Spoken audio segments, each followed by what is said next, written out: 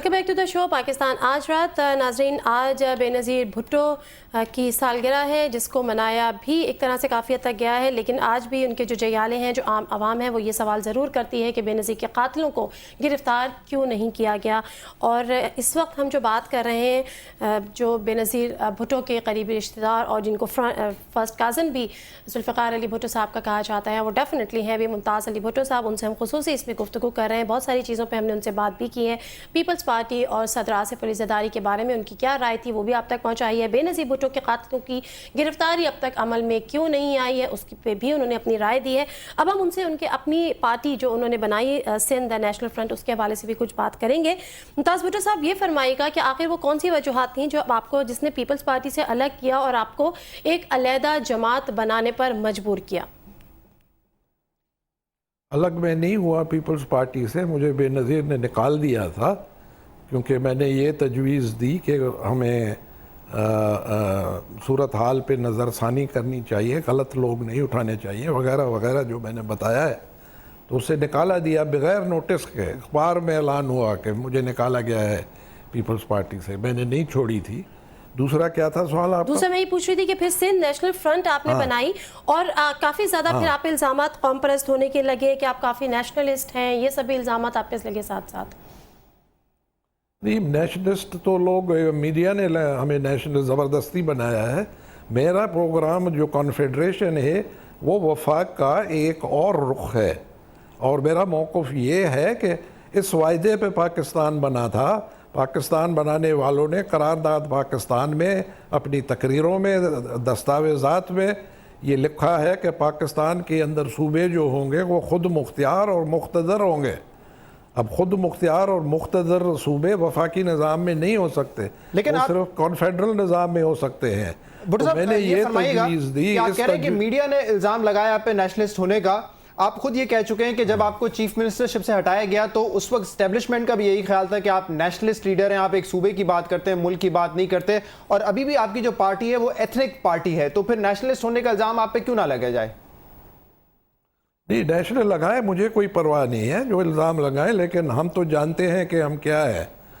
तो हम तो ये हैं, हम तो कॉन्फेडरेशन चाहते हैं। अगर इससे हम नेशनलिस्ट बनते हैं तो बिस्मिल्लाह। अच्छा, आपने अपने दौर में क्या सिंधी को सूबे की सरकारी जबान बनाने की को इम्प्लीमेंट नहीं कराया था अपने दौर में आपने?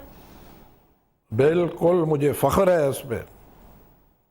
तो क्यों ऐसा किया? मतलब उर्दू अगर एक नेशनल लैंग्वेज थी तो क्या जरूरत थी कि सूबे की सरकारी जबान अलहदा हो या सिंधी हो? क्योंकि ये डिमांड था यहाँ सिंध के लोगों का। यहाँ भूख हड़तालें हो रही थी, मुजाहरे हो रहे थे। आजकल तो सिंध की ज़बान क्या, आज भी ये मुतालबा हो रहा है कि सिंध को कौमी ज़बान बनाओ, क्योंकि ये उर्दू जो है ये पाकिस्तान की ज़बान नहीं है, ये हिंदुस्तान की ज़बान है। मतलब उर्दू को पाकिस्तान की ज़बानें हैं।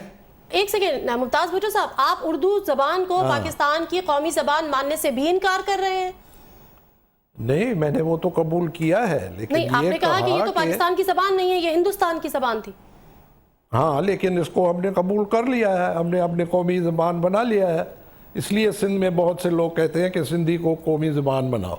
अगर कौमी ज़बान नहीं तो सिंध में जो पहले ही वो प्रोविंशियल लैंग्वेज बनी हुई थी, अंग्रेज़ों ने तस्लीम किया था।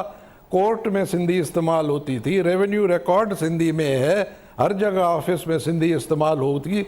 उसको सिंध सूबे की ज़बान अगर मैंने बनाई और ये जुर्म है तो ये मैं 1000 बार करने के लिए तैयार हूँ। ठीक है, ये फरमाइएगा कि आप जमहूरियत के हवाले से क्या राय रखते हैं? आप इसके फेवर में हैं या नहीं हैं? बिल्कुल बिल्कुल, जमहूरियत के सिवा तो और कोई हुकूमत का तरीका है ही नहीं। फिर ये बताएं कि आप खुद इलेक्शन क्यों नहीं लड़ते? आपकी पार्टी जो है वो मेन स्ट्रीम पॉलिटिक्स में क्यों नहीं है इस वक्त? हम मेन स्ट्रीम पॉलिटिक्स में हैं। हमारी जो बात है पूरे पाकिस्तान में मानी गई है। वो दिन गुजर गए जब मैंने कॉन्फेडरेशन की बात की और ज़ियाउल हक ने एक बार फिर मुझे 1.5 साल जेल कटवाई और गद्दारी और बगावत के लगाए। आजकल तो हर पार्टी यही मुतालबा कर रही है।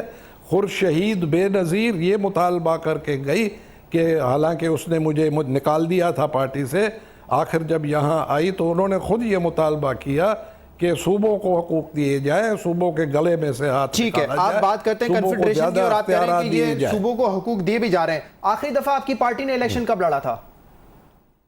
हमारी पार्टी इलेक्शन नहीं लड़ती, हमारे मंशूर में नहीं है। लेकिन ये कैसी जमहूरियत पसंद है आपके? आप कह रहे हैं कि हम जमहूरियत को फेवर भी करते हैं, लेकिन आपकी पार्टी इलेक्शन नहीं लड़ती, तो फिर जमहूरियत पसंद कहां से हो गए आप? अवाम अवाम अवाम अवाम की तहरीक से जो जब तब्दीली आएगी वो कायम रहेगी।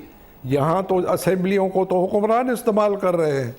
अयूब खान के दौर में असेंबली नहीं थी, ज़ियाउल हक के दौर में असेंबली नहीं थी, लेकिन मुमताज मुशर्रफ भुट्टो के दौर साहब, में आप असेंबली अवाम नहीं की थी। अगर राय को इतना ही असेंबलियां तो मुकद्दम सिर्फ जानते हैं, हुक्मरान इस्तेमाल करते हैं यहाँ। ठीक है, अवाम की राय को आप इतना ही मुकद्दम जानते हैं और मानते हैं, तो फिर अवाम का जो एक हक है वोट देने का, वो क्यों छीन रहे हैं फिर आप? हाँ, मैंने कब छीना है? नहीं, आप अगर इलेक्शन पे यकीन नहीं रखते, आपके पार्टी के जो मैनिफेस्टो है उसमें ही ये क्लॉज नहीं है, तो फिर अवाम आपको कैसे आएगी, किस तरह से देगी? मतलब कोई डिक्टेटरशिप के तो बात नहीं है ना। नहीं, हम अवाम वोट देगी तो आप आगे आएंगे। नहीं, अवामी तहरीक के जरिए हम इक़्तिदार में आना चाहते हैं, अवाम के साथ मिलके मैदान में निकल कर। मतलब वो तरीका क्या होगा? इलेक्शन नहीं होंगे, आप लोग इलेक्शन में खड़े भी नहीं होंगे। आज जो असेंबली है उसका क्या किरदार है? सिर्फ हुकूमत की तायीद। माजी में जो असेंबलियां रही हैं उनका भी यही किरदार रहा है। मुझे ऐसा लग रहा है मुमताज भुट्टो साहब एक बड़े इनकलाब की बात कर रहे हैं। मुझे उस तरीक़ेकार को तो बताइए कि जिसमें अवाम वोट भी ना दे, आप लोग इलेक्शन भी ना लड़ें, लेकिन आप लोग हुकूमत में आ जाएं। हुकूमत की कौन बात कर रहा है भाई? आप कर रहे हैं। हमें नहीं चाहिए हुकूमत। असेंबलीज में आना भी नहीं पसंद करते। नहीं, असेंबलियां इस मुल्क में फेल गई है, वो डिक्टेटरशिप पैदा होती है उसमें से। इस वक्त देखें, जरदारी जो है वो आइन को हर कदम पे वायलेट करता है। 18वीं तरमीम को वो कबूल ही नहीं करता। वो इसके मुशर्रफ के नक्शे कदम के 17वीं तरमीम के बुनियाद पे चल रहा है और प्राइम मिनिस्टर के अख्तियारात खुद ये इस्तेमाल कर रहा है। असेंबली क्या कर रही है? ठीक है भुट्टो साहब, आप ये कह रहे हैं कि खोले हुए बैठे देख रही है। आप जमहूरियत पसंद है, इम्पीचमेंट होनी चाहिए। आप कह रहे हैं कि आप जमहूरियत पसंद है, लेकिन आप इलेक्शन नहीं लड़ते, ये आपके मंशूर में नहीं है। मुझे बताएं, ये कौन से इस दुनिया के किस मुल्क में ये फॉर्मूला है जो आपने अपनाया हुआ है? कहां ये अप्लाई होता है? ये अतातुर्क ने अपनाया, ये गमाल अब्दुल नासिर ने अपनाया, ये फिडेल कैस्ट्रो ने अपनाया, ये फ्रेंच रेवोल्यूशन वालों ने, डैंटन एंड रोबिस्पियर ने अपनाया, ये माओ जेतुंग और चू एन-लाई ने अपनाया, ठीक है, ये लेनिन और स्टालिन और ट्रॉट्स्की ने अपनाया। भुट्टो साहब, आपकी बात में समझ गया। समझ गए ना? फिर ये बताएगा कि फायदा क्या है इमरान खान साहब से मिलने का? मियां नवाज शरीफ साहब से अभी आपने पिछले 6 महीने में 2 मुलाकातें कर ली, इसका मकसद क्या है? वो तो चाहते हैं कि इलेक्शन हो, इलेक्शन जीत के वो असेंबलीज में आए। आपका जो पॉइंट ऑफ व्यू है टोटली डिफरेंट है। फिर आपका फायदा क्या है इन लोगों से मिलने का? हम मिलकर गुफ्तगू करते हैं। सियासतदान की जो कार्रवाई होती है यही होती है कि आपस में मिलके डिस्कस करें और किसी नतीजे पे पहुंचने की कोशिश करें। लेकिन जहां तक मेरी नॉलेज है, सियासतदान करेगा, सियासतदान तलवार उठाल कर तो मैदान में नहीं निकलता। लेकिन जहां तक मेरी नॉलेज है, आप लोग मिलते हैं और इत्तेहाद बनाने की बात भी करते हैं। इत्तेहाद कैसे बनेगा आपकी पार्टी और नवाज लीग में या फिर तहरीक इंसाफ में, अगर आप लोगों का पॉइंट ऑफ व्यू में इतना बड़ा डिफरेंस है? तो डिफरेंस तो है, इसलिए नहीं बना है। किसने बनाया है इत्तेहाद? कोशिश की है, मगर बातें करेंगे, कोशिश करेंगे, गुफ्तगू करेंगे, कहीं ना कहीं नतीजे पे पहुंच गए तो मिल जाएंगे। अच्छा, ये बताएं कि तो वो आपने अपनी राह पकड़े, हम अपनी पकड़ेंगे। ठीक है, सूबों के हुकूक की आपने बात की है। अभी रिसेंटली जो हमने देखा 18 अमेंडमेंट, उसके बाद 19 अमेंडमेंट और सूबों की डेवोल्यूशन का एक प्रोसेस, जो पोर्टफोलियोज हैं, जो मिनिस्ट्रीज हैं, इसको कुछ बेहतर देखते हैं आप? आपने कहा आइन की पामाली हो रही है, लेकिन आइन बन भी रहे हैं। ये 18th अमेंडमेंट पे पहले तो उसमें कुछ है ही नहीं। असल मसला है ख़जाने का कि इकॉनमी सूबों की कौन कंट्रोल कर रहा है। वो बदस्तूर मरकज़ के जेब में है।